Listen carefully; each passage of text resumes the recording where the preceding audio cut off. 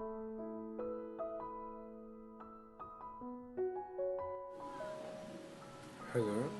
saya Rashid Gunawan Syarfi dari Fakultas Sastra, jurusan Sastra Inggris, Universitas Kristen Indonesia. Perkenalkan, nama saya Liva Waisnavwai dari Fakultas Hukum Angkatan 19. Halo, nama saya Andriani Grace Naomi dari Fakultas Sastra, Prodi Sastra Inggris Angkatan 20.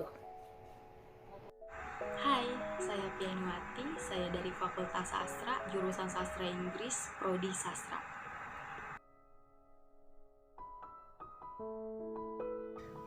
Our service provide to students so that students are able to develop good attitudes and habits. Learning is a process designed to bring students active in a meaningful learning atmosphere, stimulate students to explore, find and master the subject matter. Learning service means efforts to arouse students to grow to desire to continue learning, also include good study attitudes and habits. Learning is a necessity. Skizofrenia sosial adalah gangguan psikotik yang ditandai dengan gangguan utama dalam pikiran, emosi, dan perilaku. Pikiran yang terganggu tidak saling berhubung secara logis, persepsi, dan perhatian yang keliru. Emosional yang datar atau tidak sesuai adalah berbagai gangguan aktivitas mental yang aneh.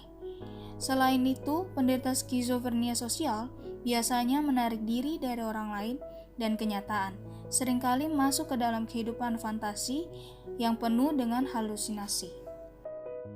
Para peneliti menyatakan penyebab skizofrenia sosial ada 3 hal, yaitu faktor keluarga, faktor kimia otak, dan juga karena faktor lingkungan. Coba untuk sesaat bayangkan ini. Anda menjalani hari seperti biasa, hidup tampak normal, Anda merasa nyaman. Namun, seketika, ruangan di sekitar Anda mulai menggelap. Anda mulai mendengar suara-suara asing, dan dunia sekitar tidak terlihat normal lagi. Bagaimana kira-kira reaksi Anda? Takut tentunya. Nah, sekarang bayangkan hal yang sama terjadi setiap hari sepanjang hidupmu. Itulah realita bagi sebagian orang yang menderita skizofrenia. Apa sebenarnya penyakit ini? Apa yang menyebabkannya? Dan adakah cara untuk menyembuhkannya? Untuk menjawab semua pertanyaan tersebut, mari kita simak dalam video ini.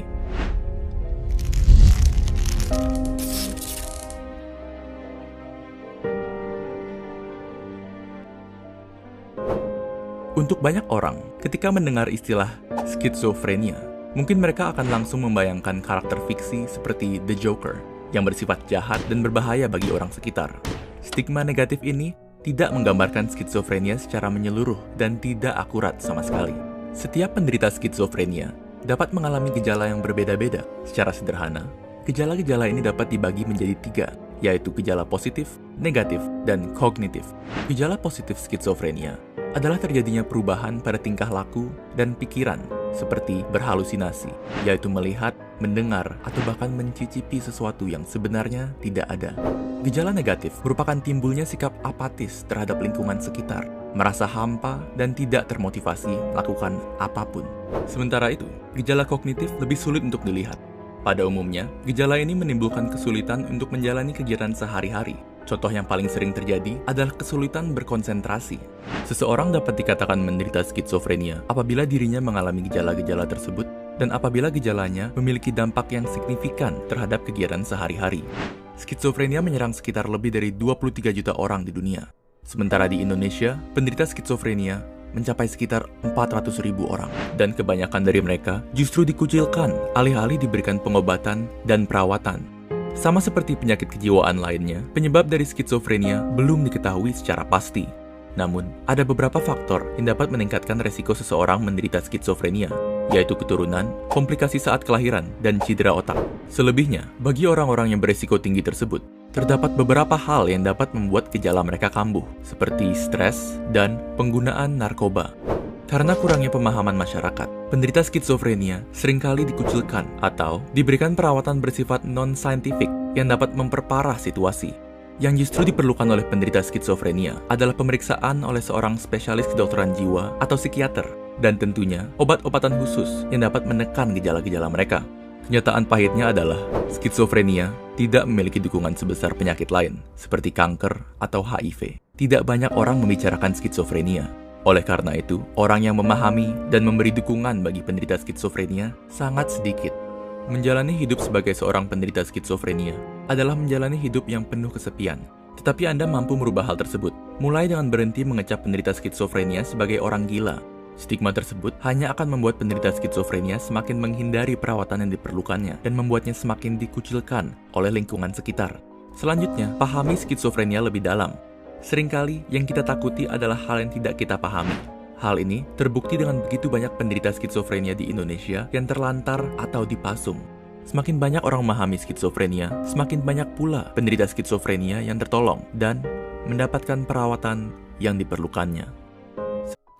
Biasanya, penderita skizofrenia sosial ini cenderung memiliki pikiran yang negatif tentang dirinya sendiri. Oleh karena itu, menyalurkan energi mereka untuk melakukan hal-hal yang positif adalah hal yang sangat penting. Salah satu bentuk untuk mendukungnya adalah terus memberi motivasi dan memberikan energi positif kepada mereka sebisa mungkin. Jika suatu kabar bohong atau hoax dikatakan secara berulang-ulang, maka kebohongan itu bisa diyakini sebagai sebuah kebenaran. Janganlah terlalu cepat mempercayai apa yang kita dengar, karena suatu kebohongan selalu menyebar lebih cepat daripada suatu kebenaran. Menyebarkan suatu berita yang belum jelas kebenarannya sama berdosanya dengan menyebarkan sebuah fitnah. Manusia bodoh adalah manusia yang rela bangkrut di hari akhir karena selalu bergibah dan menyebar fitnah sesamanya pada orang lain. Sri Umu Kurnia. Lebih baik menjauhi atau memutuskan pertemanan dan memblokir akun-akun yang menebar hate speech, provokasi, hoax, dan sejenisnya. Anonim. Ajarilah teman, sahabat, keluarga, komunitas, dan masyarakat di sekitar agar mampu memilah dan memilih pesan maupun berita yang ada di dunia maya melalui berbagai pendekatan edukasi dan sosialisasi yang berbasis suara hati. Profesor Ricardus Eko Indrajit. Galilah sebanyak mungkin data yang sahih, valid, dan reliable untuk mencek dan recheck berbagai bentuk pesan dan berita yang didapatkan melalui internet agar tidak terjerumus ke dalam jebakan persepsi dan asumsi yang keliru. Profesor Ricardus Eko Indrajit. Media sosial juga wadah komunikasi. Jika berkomunikasi harus beretika, maka di media sosial pun sama.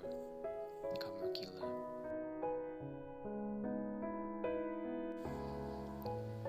Media sosial muncul perlahan tapi pasti. Orang-orang seolah meninggalkan dunia nyata sebagai tempat mencari perhatian. Anonim. Jangan sampai perkara yang lebih wajib, lebih utama, justru terlalaikan hanya karena sibuk oleh sosial media. Waktu habis dan tak bisa kembali. Kelak akan ditimbang mana yang lebih berat, kebaikankah atau keburukan yang kita tuai di sosial media ini. Anonim.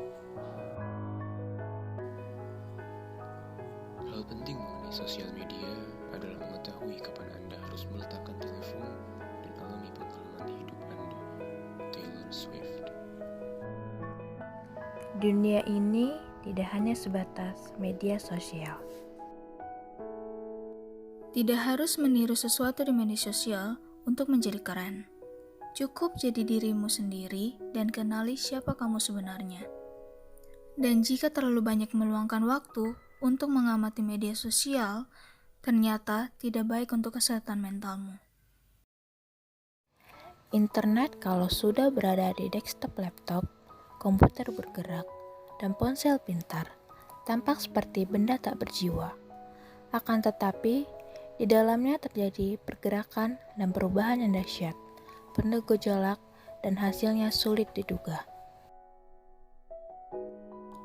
Pada hari-hari yang sulit, dan kamu merasa tidak akan bertahan, saya akan mengingatkan kamu, sudah berapa jauh kamu berhasil melewatinya. Maka, jangan pernah berpikir untuk menyerah, sebab selalu ada harapan, walau otakmu memberitahukan tidak ada lagi harapan.